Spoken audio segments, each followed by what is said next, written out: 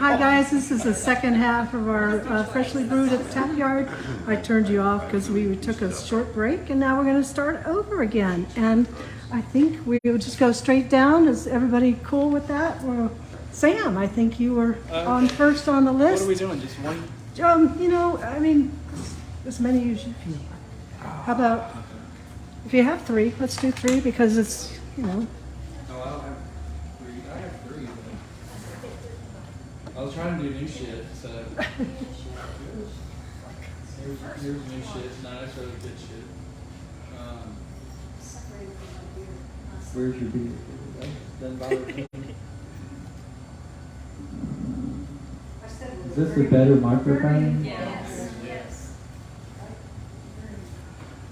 Sometimes, more often than not, is the title of this poem.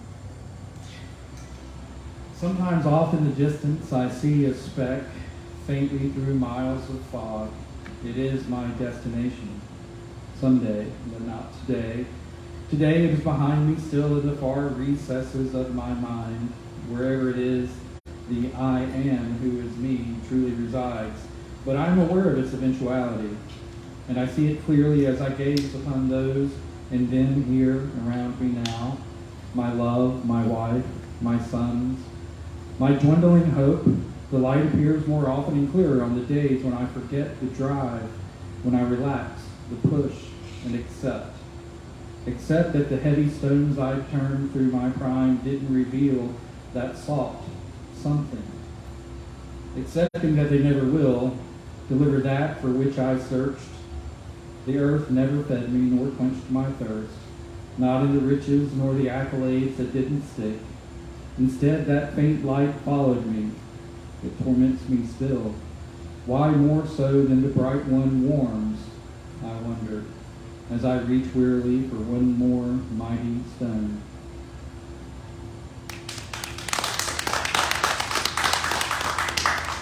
That was an uplifting poem.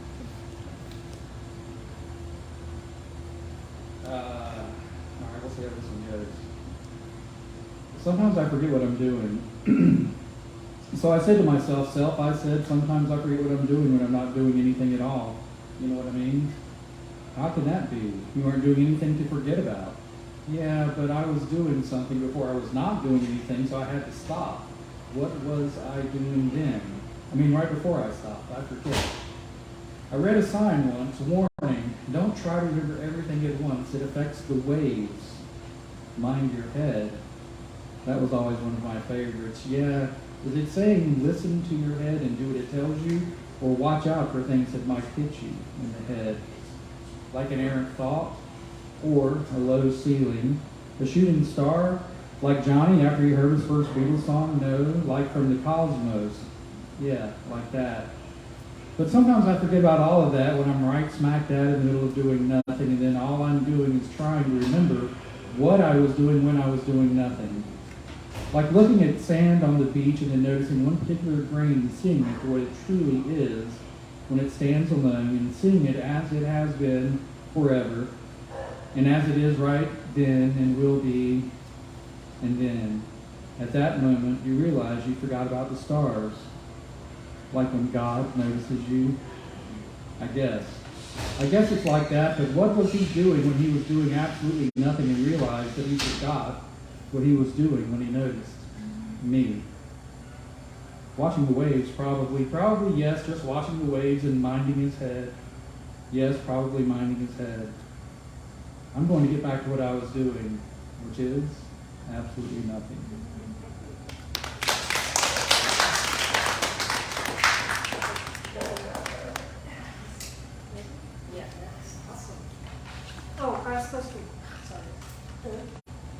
Last call for the food truck. If anybody wants any food, that's last call for the food truck. In the food truck.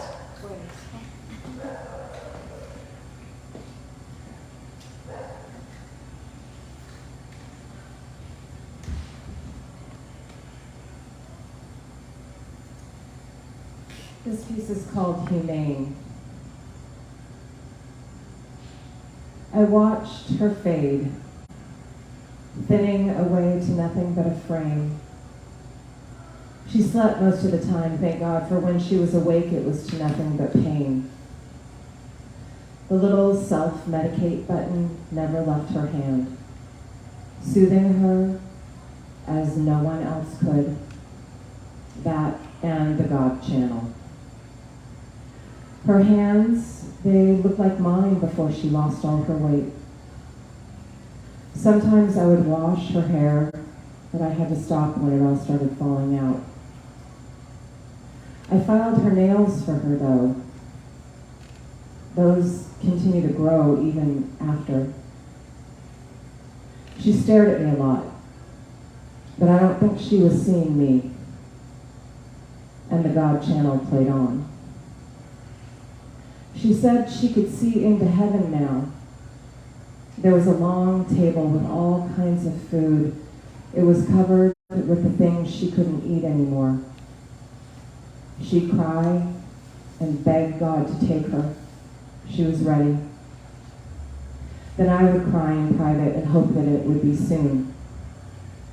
Still, the God channel never went off the air. She made a video for the grandkids. She wanted to explain why she was leaving them. She even put makeup on. Never left the house without it. Didn't understand that about her. It's been years and we still haven't watched the tape. That or the God channel. She left us on a sunny Saturday. She hadn't slept in 3 days because of the pain. The visiting nurse came over and double dosed her. That was enough. Let them go when they're ready. We turned off the God channel. Thank you.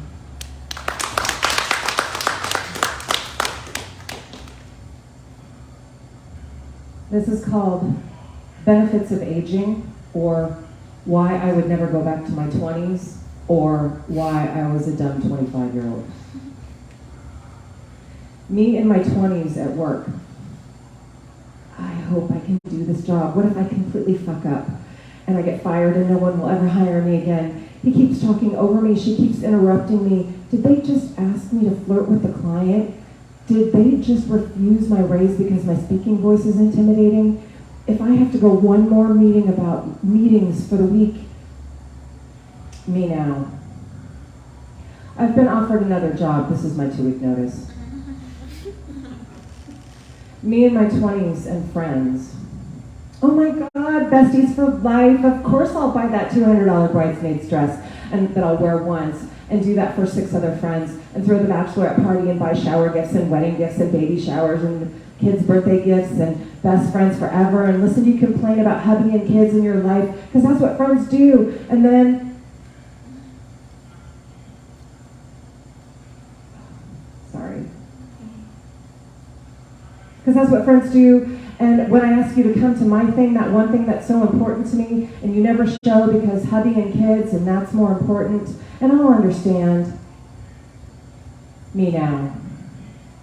I will not buy one more candy bar, sponsor one more jogathon, go to one more play. I don't give a shit about your kids' events, but if you want to meet me for cocktails at this place at this time, I'll be happy to see you. Me in my 20s on dating.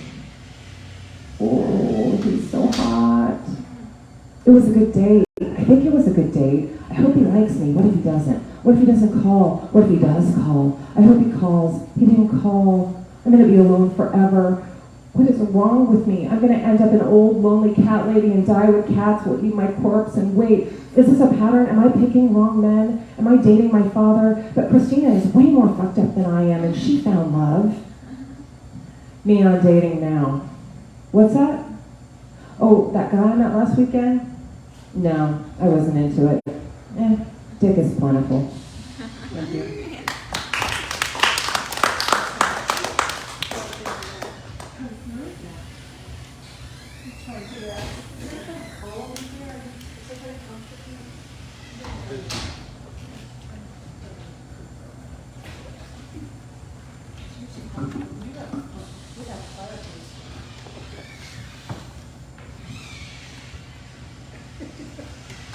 Father, I make you out of clay. Throw lumps of you on the wheel and center until I have control over your form. What would you like to be today? A cup, a bowl, empty vessel ready for the shape of my memories, laughter, and fear. Mom told me we don't need you here, speaking for me before I could speak, could fold my tongue into your name. Legacy is a tiresome game. I don't want yours, and I do. I want to hear stories of the people who made you. So I'll make you out of clay, center you, and show you what you are so I can learn my own shape.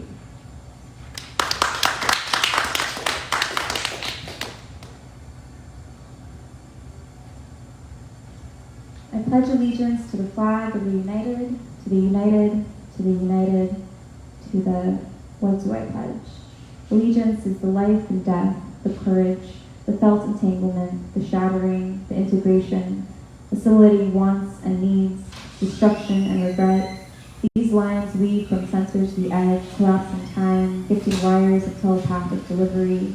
Allegiance to the flag, the symbol of frayed unity. Disallegiance to the broken union. Hopping one foot, one union to the next, like sentiments depressed.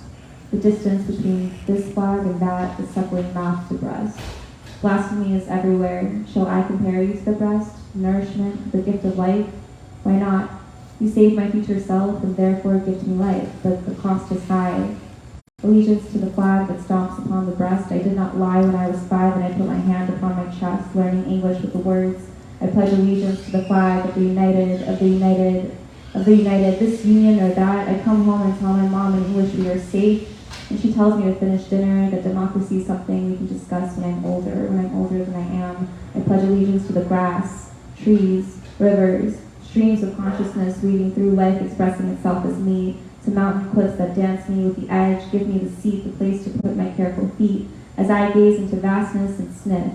I pledge allegiance to that smell, the smell of the bird's eye view of birds circling evergreens, pinpricks, like I can see the whole world and it is me. I pledge allegiance to the tree, the home of life, mother, father, and us all. I pledge allegiance to the one, to the one, to the one. The one that reminds me where to place my feet, my head, my thoughts, when I am tired, when I give up the fear and find the pleasure of the place where I am.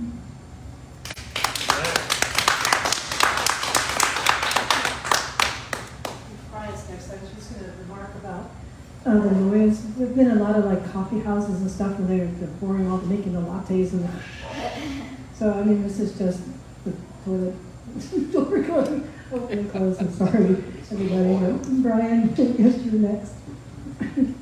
It's all part of poetry.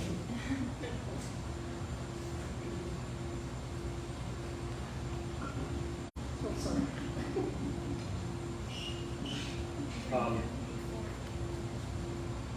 I got a couple of political poems, so bear with me. 1/6/2021. Rally around the flag, boys. By jingo, yes we will. Pilgrim's pride, marching. God bless America, sweet land of liberty, home of the brave and the free, white and 21, not 3/5 of liquid courage. Down the last night before hearing the great leader's call on us to stop the steal, for we must keep the fraud from being fulfilled, and the pretender being crowned, who lost the race in a landslide, though the enemy of the people tell us the lies that he won. Christian soldiers marching on the Capitoline Hill to take the Senate and the senators, we who call themselves the people will install ourselves as tribunes to veto their partition power over this country which looks less and less like what we grew up in, and we do not want to be minorities in our own country to be treated as we have treated others.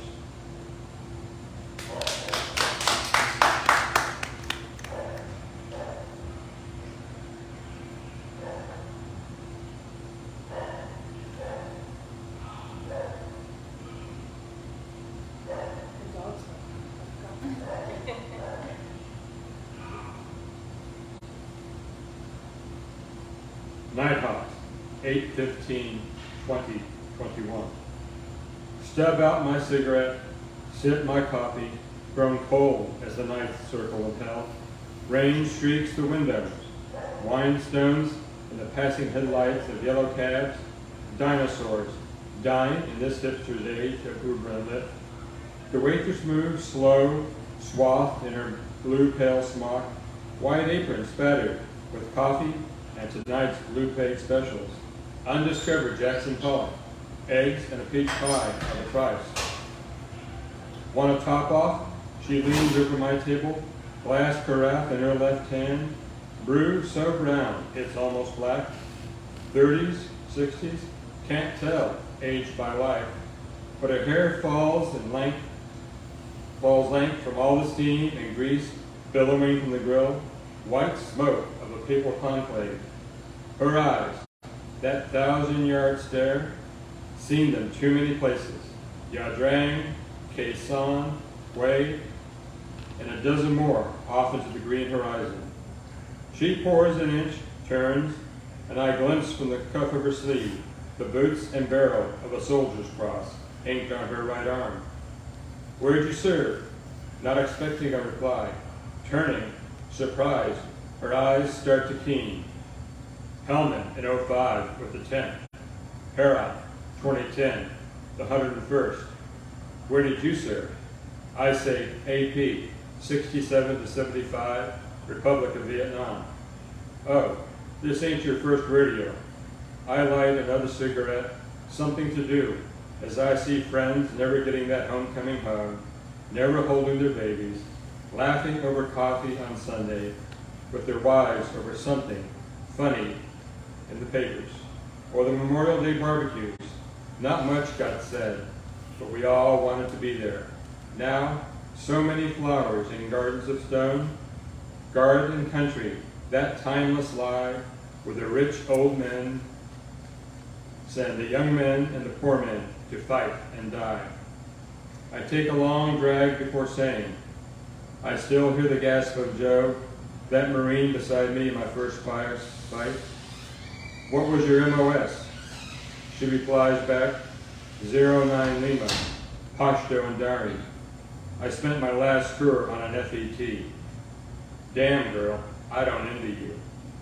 Empires are messy seagulls. Fly in from out of town, eat up all the food, shit all over, and then fly home. Saigon, April 75, I say. Never enough choppers. Mothers sending their infants off to a country they themselves, most likely, won't live to see. She shakes her head. You're right about empires. They're also blind, bumbling fools, think that power lets them move mountains like Muhammad. But my real hatred is saved for the generals, who play chess like pigeons, then leave us, get promoted. Politicians in camo, decorated with stars. I look at my watch, 3:15. When do you get off? I'm off at 0600, but I won't get no sleep.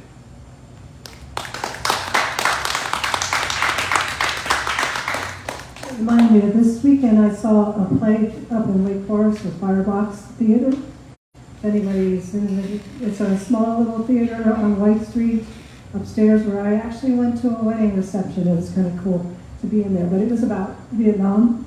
So they're called A Piece of My Heart, and had followed the story of 6 women, and they were nurses and Red Cross workers and country western star too, and it was really, really moving. You know, hear a lot about Vietnam, and after a while we kind of put it aside and think, oh, you know, it's just something that happened a long time ago. But this play was really, really moved me, and so if anybody gets a chance to go see it, Firebox Theater up in Wake Forest. So I think Dennis, you're next.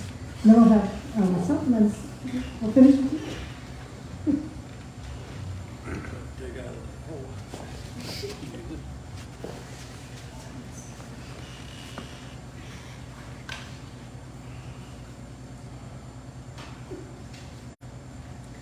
Okie dokie. I'll start with a wee bit of a history lesson. This is another true story. Another wonky thing. Anyway, this one happened about the same time as the last one, actually. Sometime between 72 and 75. But the The history test is going to be, how many of you heard of the Troubles? The what? The Troubles. Northern Ireland. Oh, yeah. The Troubles of Northern Ireland. Well, this takes place in Derry, in the north of Ireland. The English call it Londonderry. The Irish call it Derry. I mean, when you can't even agree on the name of the place where you live, you know, you got trouble. Anyway, this is entitled Street Justice. The youth turned down Prince Street, a gas can weighing heavily in his hand. It was early morning, damp and cold. The car was down on the right, doors unlocked. He opened the door, poured gas onto the seats, doused the outside with what remained, stepped back, lit a match, and tossed it onto the car. The explosion broke some windows nearby. The heat felt good. He paused, warmed himself, then retreated up Prince Street and knocked at 132. The door opened. There stood a man clad only in boxers and a t-shirt. "What is it?" he said through a gaping yawn. "Your car's on fire," the youth said, gesturing up the street. The man stepped out, looked, and shrieked. Turning, he ran back into the house without saying a word. The youth waited for the man to return. A small group of neighbors gathered near the car.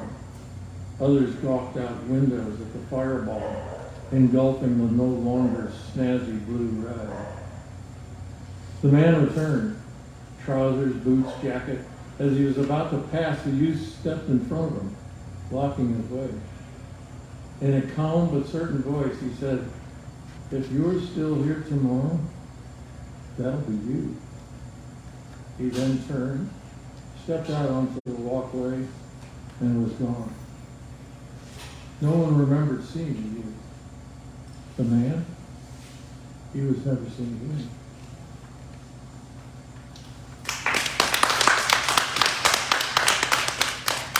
One more? And then a blur. This is another uplifting, hilarious poem called "On Death, My Own." Yeah, boy. What can I tell you? Anyway, so God, when is this from? The 80s, 70s? I don't know. This is another true story. What the hell? So not long ago, it was a long time ago actually, I had a heart attack.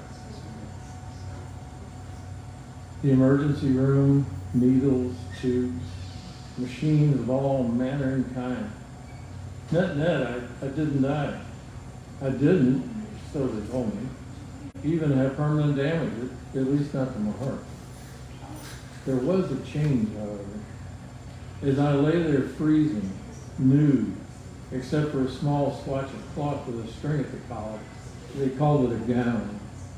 I felt a sensation that told me I was dying. It was a wave, not hurtful. On the contrary, it was rather pleasant, warm, dark, like the lights going dim, even a little sweet to the taste. And in that moment, I felt such a flood of regret. Oh, not like in the movies, oh no, not like, oh, if I only, or gee, I wish I hadn't. It was simply that I wasn't going to know where my girls were going to go to high school, or what they were going to be when they grew up. I didn't cry, tears were too slow, but I was sad. And I deeply regretted my wife wasn't there. I hadn't told her I loved her. Probably not in a very long time, but certainly not then when it counted the most. Well, I didn't make a resolution. I don't have enough self-discipline to keep them. But in that moment, I came to know a few things that really, yeah, I mean really, not like everyday speech really. Interrupt you, I'm sorry. I'm trying to get by my car. But down where the rubber meets the road, I came to know a few things that really, really matter to me. And I haven't forgotten them. That's the change. I actually found out something that I haven't just as quickly been able to dismiss or forget.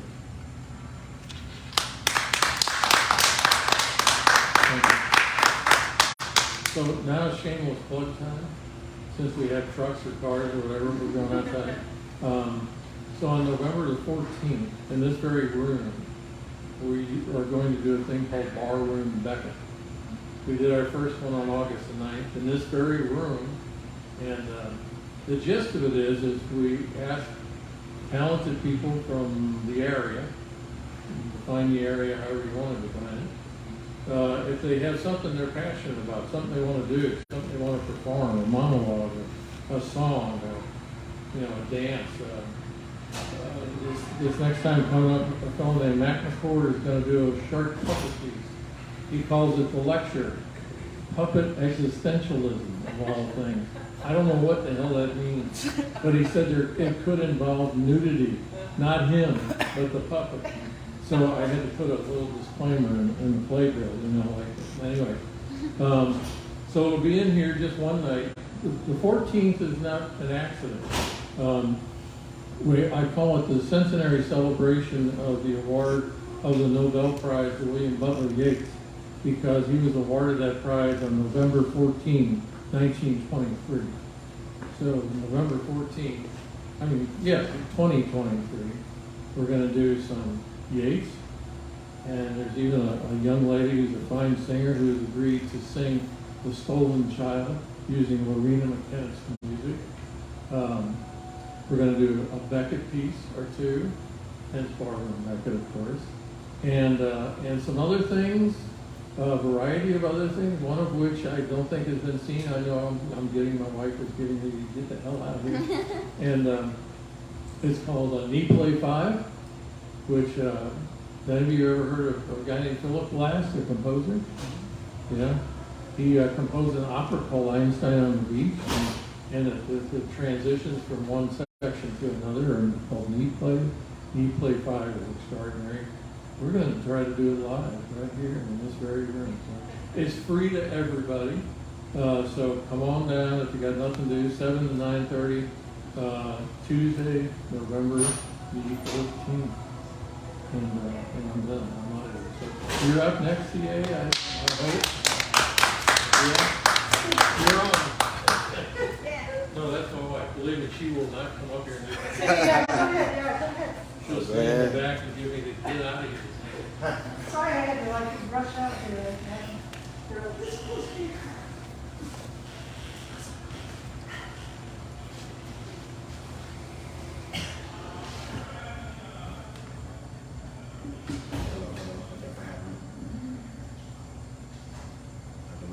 Plugs. I have 2 books here. One's called The Renaissance of C. Andres. The other is The Rebirth of C. Andres. So they're on Amazon.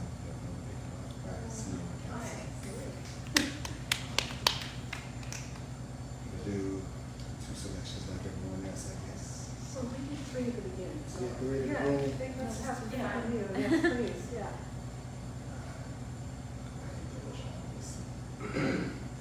Well, the first one is from my first book. It's called One.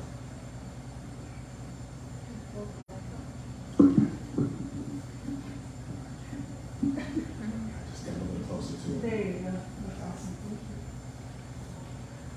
How I crave your universal love as peace raised the dove, to converge on universal souls and watch as God's intricate plot unfurl. For one innocent mind at one simultaneous place and time, we all shall die in a truly united fashion. But no hooks and schemes, no strings of fashions, just for the unconditional love, just for the unbridled passion of our hearts to tones. One, in a rare but united front, this is why I hunt for that ever so elusive, that I demand to pry and mean to seem so intrusive, for that sweet, sweet word which makes one from all so diverse, this that stretches throughout the stars, the galaxy, the universe. This one love, King's dream deferred and misplaced this heinous race for that one supreme race by all means disgrace to all self-loathing participants. Those that would rather hide and chase the simple sweet taste of love, rather feed pigeons than doves. I feel like a midget preaching to Leviathan, trampled by the trinkets of this world. But while you venture below, all these treasures shall remain above. Only one that you can take with you is love.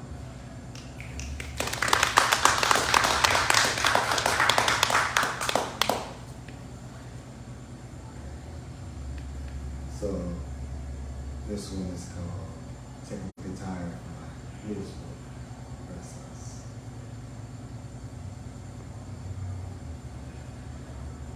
I need to break free from this technical dependency. Change up my desires and change my frequency. For such a connected world, this technology has disconnected me from everything I love. It's affected me like drugs. Just when you think that you're above it all, I go running back to my phone, even when nobody's called. And each and every time I fall for that phantom message in my pocket, vibrating my pants so hard, my phone is still plugged up to the wall. And still nobody's called. Sometimes I feel I look so small because this disconnect is so real, but much more than a book, this IP address has me hooked. And even when friends and family are all around, I still can't seem to pause. I have a serious problem, y'all. But there's no IT therapy for me. No unplugged help desk specialist to come to my rescue to get involved. And there's no CPU Anonymous with its own psychologist who can inject me with some tech methadone when I'm crawling up the walls and going through my withdrawals.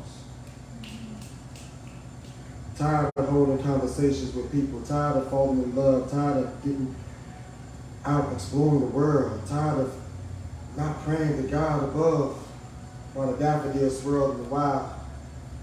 I strive to give this world all I can give. But first I need to unplug just so I can start to live.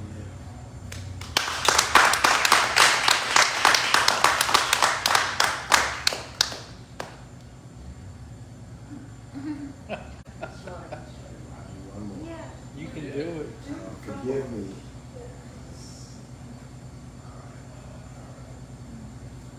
Disclaimer right now. Forgive me. I call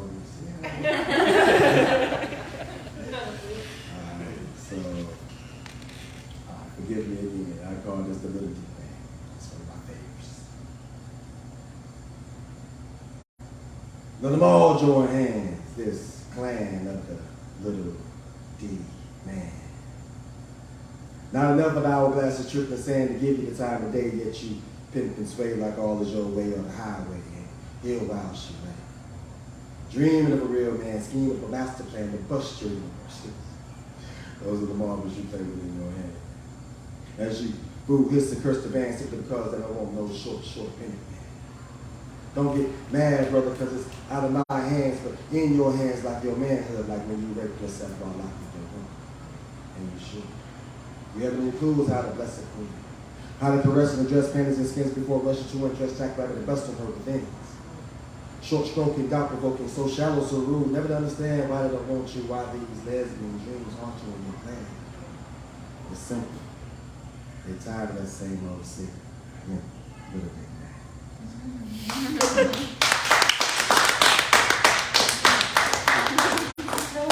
Tell us the book again. Let's see. All right, here you go. The first one is The Rebirth of C. Andreas. That's the one that was and the second one is The Renaissance of C. Andreas by C. Awesome. Thank you. Yeah. Have you do any other open mics and stuff like that? I do have my own show hopefully coming out. Tell us about it. My show will be on Friday, as a matter of fact, at the Smoke, Capital Smoke on Market Street downtown, 215 Market Street at 7:30. It's the Capital Smoke, 7:30. Please, let's see you all there. Yeah.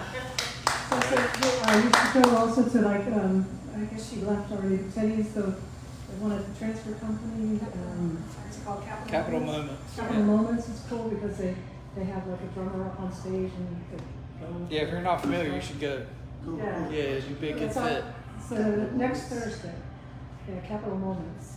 Are you on our freshly brewed page? When I find out about Capital Moments here. Yeah, I'll post some stuff on there because I've been finding a lot of people, I'll post the Capital Moments on there and then some of the other things I've been talking about, like tongue and groove and Dan's, Shakespeare thing, and I've forgotten somebody. Dennis has got did you talk about your Beckett? Yeah. You were moving cars. Directing traffic. I thought that'd be so cool. I would just park there, and when they needed me, I could move, and then not looking up. All right, I'm going to indulge myself and read. I've been very fortunate that I met some people out of Herring Clan, and it's a group of people out of Chapel Hill that have an anthology together, and once a year they do a book, and so I'm in several of the books. So as I can say, I'm published. I don't have it on Amazon. Yeah. They really don't? No, I think I can probably post. I could probably sell But it Doug's myself. not doing that? I think Doug has it though. It's Interesting. crazy. So I'm going to do this one, Brenda Kidd. I've revived it several times since it's been in this book, but we're going to go with this one. Brenda Kidd, you told me about sex. Remember when we lived in the swimming pool? I can't get no boom, boom, booming in the dank concession area, echoing in the open-air basement, satisfaction, bang, bang, bang, bang, pounding from the jukebox, the wah, wah, wah, wah, wah, sound resounding off the pillars and the puddled concrete slick. That was where we would go to get our suicide drinks. Pushing through the tall chairs, the teenage faceless person would laugh when we asked for a suicide, please. Dispensing all the flavors on tap, they'd hand it to us in a tall paper cup, straw and shaved ice, our membership bracelet tags clinking on the bar's countertop. That day we sat and talked and sipped at the metal tables, heaped with towels outside the chain link fence surrounding the laughing and screaming children, splashes and whistles and the smell of chlorine, the Alabama sun hidden. Our tongues were purple. I never really liked you. You made me feel small and dumb, though I was 2 cup sizes bigger than you and sat at the front of the class. But I didn't know about sex. I was 12 or almost 12 or maybe 10 or beyond 10. I didn't know. So you, with 2 hands in the air, you showed me, being so knowing, how sex was done. You made an okay sign, held it to the sky, and pierced it with the index finger from your other hand. I rode home, pedaling in a blaze, sick on suicide's Rolling Stones blaring in my head with my newfound knowledge. I never really liked you. You were my best friend.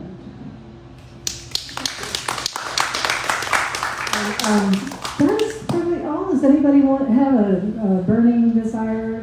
I'll share something. Yeah. I never come with like the one with the desire to share.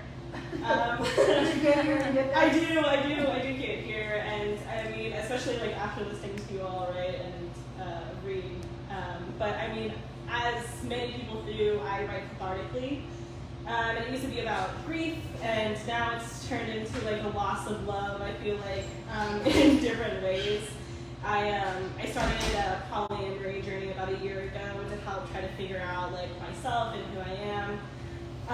And one of the most intriguing things about that was like the autonomy that it promised, and like just being able to like I said, like figure out who I am. Well, it kind of just turned into like continuing to people please and finding out that sometimes it just doesn't work, and that I still am just falling in love with everyone anyways. So yeah, those are just 2 short little things that I wrote just talking about that. Okay. And we encourage life, embracing individuality and your own honest wants. But what happens when I'm not what we want? Where do I embrace the individuality of not being one of the individuals you want, you crave? My friend says you like me so much that you don't want to share me. But is that really liking me so much? You'd rather have all of me or nothing at all? A piece of material to be discarded at the end of the use that doesn't serve you properly? But am I guilty of the same thing? Okay. And then this one I actually wrote like really early this morning. I went to a show last night at the courthouse, and I hope nobody is on Facebook Live that knows me. But I ran into this guy that I was seeing, and it was one of those things where it's like everything worked except for the fact that it just didn't. So I ran into him last night, and I said hi to all of his friends, and we didn't say hi to each other. We just like texted and was like, "Oh, I didn't see you." Cool. Whatever. Okay, so this is here it is.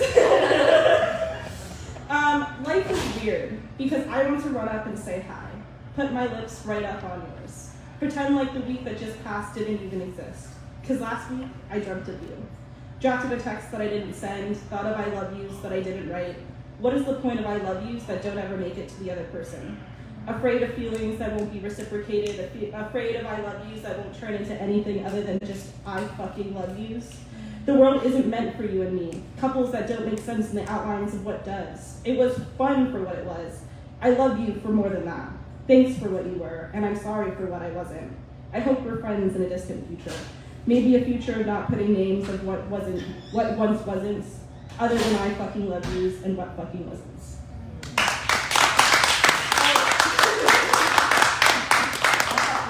Thank you. So I think that is it for this time. We're doing this every third Wednesday. I just get that screwed up of the month. And then also we have one on Saturday. I always say for people who are afraid of the night, you can come in the afternoon. It's from 3 to 5 at Crave Hot Dog and Barbecue. That's where we have to listen to the ice machine, but it's fun. So yeah, come out for that and just keep like us on Freshly Brewed Poems, and we'll see you guys again.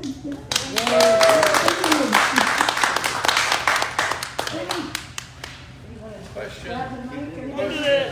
What's that? Answer. What's that? A question. A question. It wasn't my question, but it's a real question. Okay. So, why do you do this? Yeah, Debbie. Yeah. Say it again. That even is. Why do you do this? Why do I do You go this? to all this work and trouble and time. Why do I And do this? yeah, why do you do this? I think you have to buy her a beer if you're gonna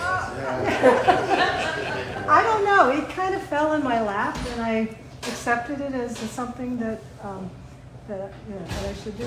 I don't know. I question myself sometimes, and why do I do this to myself?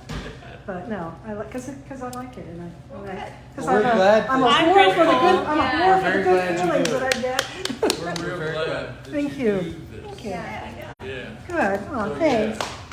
Even though me running out the door and all that. Keep it fun, yeah. What you gonna do now? Save your car. Thank you, Dennis. Thank you for asking. That was a good question. You go home and have a good answer next time. Why do you do what you do? I mean, God, you do all this stuff with the scripts and writing and. I spent years in corporate life. When I retired, I thought, damn, Yeah. I've written all my life, and I just never did it. Always chasing a buck. Yeah. You know? Yeah. And Good discussion. I should share. so it became an outlet. You know, that started out as did it with Larry's Coffee. Dan actually came up with the idea, and That Dan over that there. Dan over Yeah. there said coffee and poetry goes together, Yeah. you know, and so it's really nice because it was during COVID, and I had no place to put my poetry, and so Larry said let's put it on the website and stuff like that, and then his bandwidth couldn't hold us anymore, Yeah. so started doing the live events away from So you started doing this during COVID? during COVID, yeah, as an offline thing, you know. Yeah. Yeah. And then we did a couple of live shows outside on the patio. that works pretty well. And then they, They'll help you see your workshop. wait, let's say goodbye to our friends here. Bye.